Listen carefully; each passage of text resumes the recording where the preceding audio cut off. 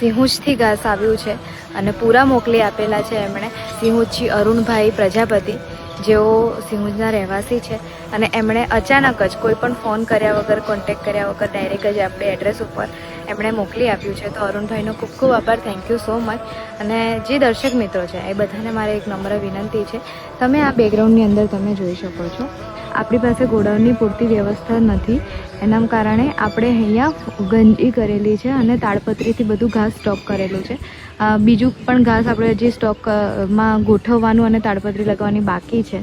તો આપ સૌને હું વિનંતી કરું છું કે હવે પૂરતો સ્ટોક આપણે થઈ ગયેલો છે અને આ ઘાસ બગડી ના જાય. તમારો પ્રેમ છે એ પ્રેમથી મોકલાવેલું ઘાસ બગડે નહીં, એના માટે હવે બીજું ઘાસ તમે ન મોકલાવશો, કારણ કે હાલ પૂરતી જગ્યા છે નહીં. જગ્યાનો અભાવ છે. આજે જ મેં સ્ટોરી મૂકી છે અને રીલ મૂકી છે કે ઘાસનો સ્ટોક પૂરતો થઈ ગયો છે.